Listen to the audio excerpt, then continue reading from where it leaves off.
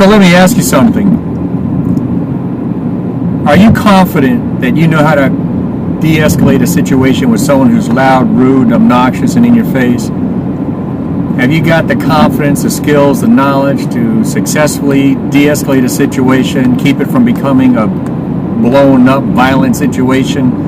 I'll tell you why I ask, because in about the last 2 years I've been going around doing these conflict de-escalation training workshops. I come across a lot of different attitudes, thoughts, theories, beliefs, and some people just don't think they need it, and they're very convinced and very self-assured and confident that they know how to de-escalate a situation.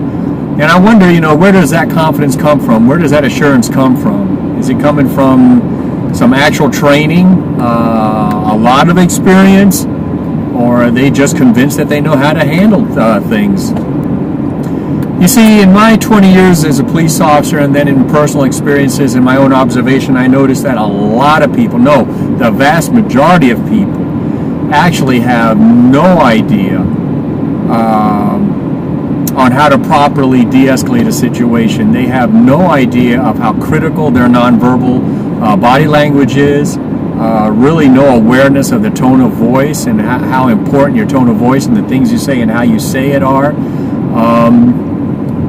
For example, recently did a conflict de-escalation training workshop, and I went over how critical it is to stay calm and use a calm tone of voice, a low tone of voice. And this guy goes into one of my scenarios with one of my instructor role players, who's also a former police officer, retired police officer. And as my instructor role player starts to raise his voice, simulating a very angry man in this scenario, this trainee raises his voice and basically tries to outshout my instructor. And then at one point, as the situation dissolved, laid both hands on my instructor's chest and put enough pressure there. Didn't push him back, didn't push my instructor back, but put enough pressure on him to let my instructor know that he, the trainee, was going to be in charge of the situation. After the scenario, my instructor asked the guy, I said, "Hey, so what made you feel like you had to just get loud?" And the guy replied, and I wasn't there, so my instructor relayed this to me. The guy replied that in his experience, he has found that if he mirrors the behavior of a person, they will see how they're acting and behaving, and it will modify their behavior. It will cause them to calm down. What?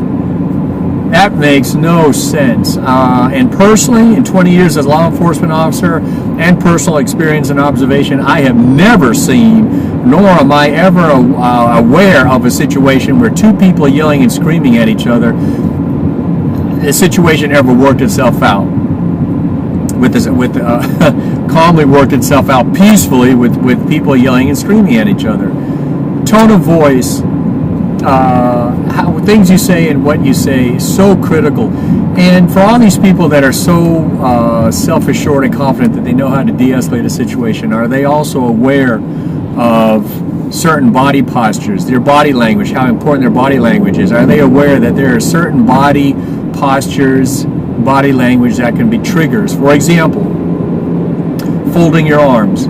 A very comfortable stance and position to be in, especially when you're talking with your buddies, with your friends. But depending on the situation you're in, crossing your arms may not be the thing to do. For example, you're dealing with someone who's upset about something already, and you go and cross your arms, you are going to come across as being closed off, maybe contemptuous, uninterested, and just basically this situation is not going to go anywhere. You're just telling this upset person who probably just needs to vent that you're not interested in helping out in any way, shape, or form. Body language, something that innocent could actually trigger a situation. Tone of voice, getting loud is not the way to go. There is so much more to conflict de-escalation. And that is what my team and I are trying to do. We go around, we set up these training workshops, just trying to help you and your staff, your team, your personnel get familiar, get the skills, the knowledge, and the self-awareness of what you may be saying or doing that could actually, escalate a situation. Try to give you the confidence in handling a situation. Try to keep a volatile situation from totally deteriorating and becoming a physically violent situation. So I hope I see you at our next training workshop. I promise you we're going to have a blast and you're going to learn a lot.